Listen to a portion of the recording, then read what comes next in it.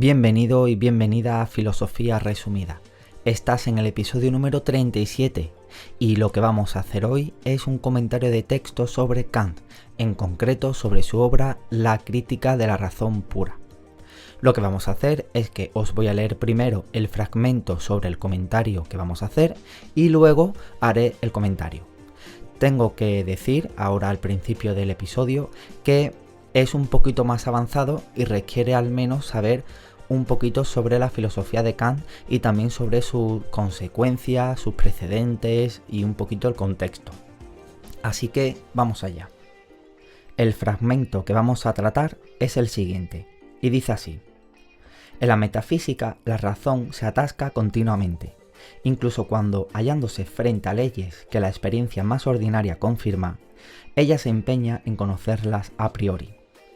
Incontables veces hay que volver atrás en la metafísica, ya que se advierte que el camino no conduce a donde se quiere ir.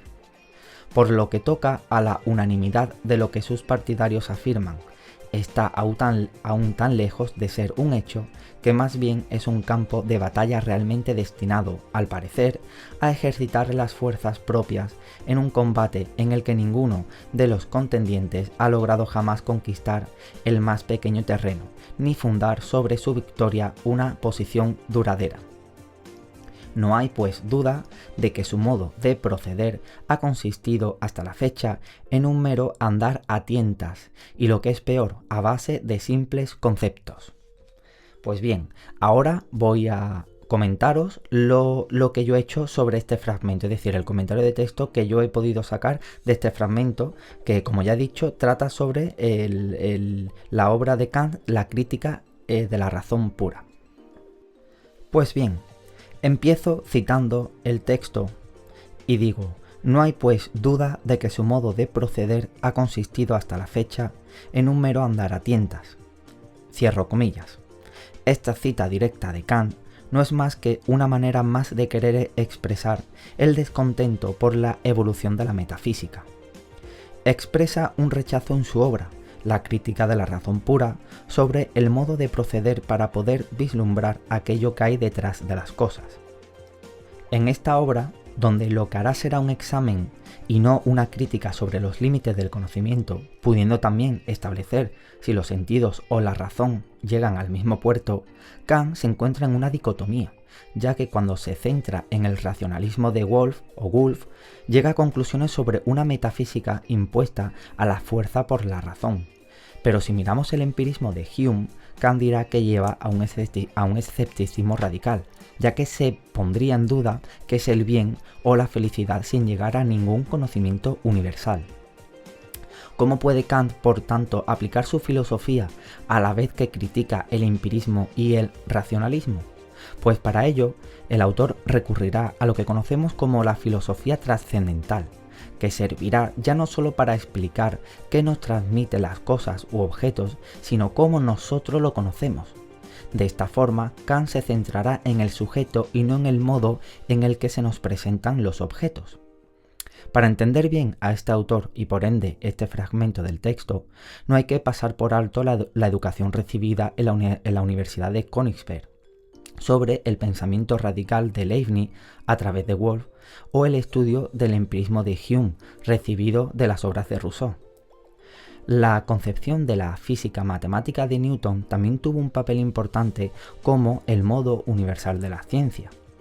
Desde luego, todo esto influyó para conocer esa mezcla, por decirlo de alguna forma, sobre la filosofía que Kant hace y que por lo tanto critica. La base del texto expuesto le sirve a Kant para explicar que, al igual que hubo una revolución copernicana, cuando se dijo que el Sol no gira alrededor de la Tierra, sino que es la Tierra la que gira alrededor del Sol, necesitamos también una revolución del conocimiento, para entender que la comprensión no gira alrededor de los objetos, sino que los objetos giran alrededor del conocimiento, poniendo por tanto unos límites al comprender humano. Pero, ¿qué será entonces lo a priori mencionado en el texto? Es para definir aquel conocimiento que no surge de la experiencia, y por consecuencia tenemos la polaridad con lo a posteriori, que sería aquel conocimiento conocido de nuestra experiencia. Pero esta afirmación es el núcleo de este texto, porque si a priori es para definir, según Kant, que tenemos una estructura y que además es universal y necesitamos posteriormente, a través de la experiencia y de los sentidos, conocer los objetos, nos estará mostrando, que tenemos por tanto dos tipos de conocimientos. Para entender los dos tipos de conocimiento en Kant, lo distingue según los juicios analíticos o los juicios sintéticos. Los juicios analíticos son a priori, es decir, independiente de la experiencia. Este tipo de conocimiento es el que alude en el texto para criticar la metafísica, ya que para este tipo de conocimiento no hace falta verificar nada a través de los sentidos, y aún así podemos demostrar que el conocimiento es verdadero. El predicado se encuentra en el sujeto para averiguar el conocimiento y no es necesario, por lo tanto, los sentidos. El problema de este juicio es que son vacíos y no aportan nada nuevo al conocimiento, porque el predicado, como hemos dicho, se encuentra en el sujeto. De ahí que no se deba obviar lo a posteriori, ya que gracias a los juicios sintéticos podemos añadir un conocimiento nuevo. Pero Hume ya mostró que de la experiencia no podemos obtener lo universal, sino solo conocimientos particulares. Kant parece estar justo en este momento, sin saber a qué agarrarse, y para ello, como ninguno de estos dos tipos de conocer nos puede mostrar ni fundamentar la ciencia, buscará un conocimiento universal que aporte conocimiento, es decir, un conocimiento que se puede llegar a través de los juicios sintéticos a priori. Si nos vamos a Aristóteles, conformaba la realidad según la materia y la forma. El ser humano capta la forma del objeto y por ende crea un conocimiento. Esta forma de conocer se encuentra en las cosas y nosotros, de forma pasiva, captamos lo que es. Pero Hume dirá que de lo empírico no podemos sacar un conocimiento universal. Kant, por lo tanto, da una respuesta sobre que la forma se encuentra en el sujeto, en lo a priori, para así, después, mediante lo empírico, conocer al objeto. De esta forma nosotros tenemos la forma. En el objeto se encuentra el noumeno o la materia. Por ello es necesario la forma y la materia, pero entendida de forma kantiana y no aristotélica, para obtener un conocimiento fenoménico o del fenómeno. De esta forma se podría hacer una ciencia fiable. Este realismo trascendental estará presente también en Jacobi o Jacobi y Herder, o en Schelling y Hegel, con el idealismo. También podemos encontrar su filosofía en los conflictos del siglo XIX entre el positivismo y el marxismo, ambos buscando la transformación del ser humano y de la política. En el idealismo alemán también se sostuvo la importancia del sujeto activo en el conocimiento adquirido y como el papel fundamental en el mundo para conocer.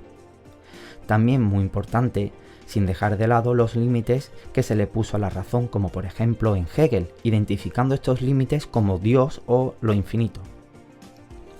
El conocimiento neopositivista del siglo XX afirma también la imposibilidad del conocimiento metafísico, dejando claro que solo existe la ciencia.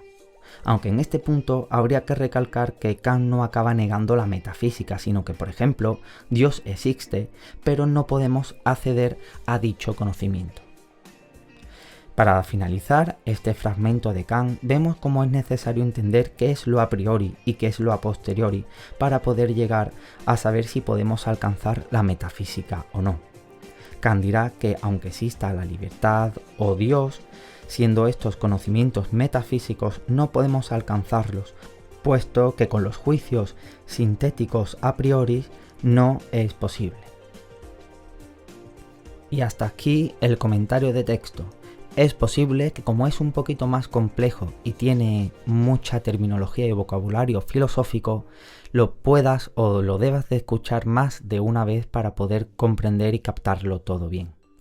Y ya con esto acabamos el episodio de hoy. Yo soy Ernesto Guerrero y nos vemos en el próximo capítulo.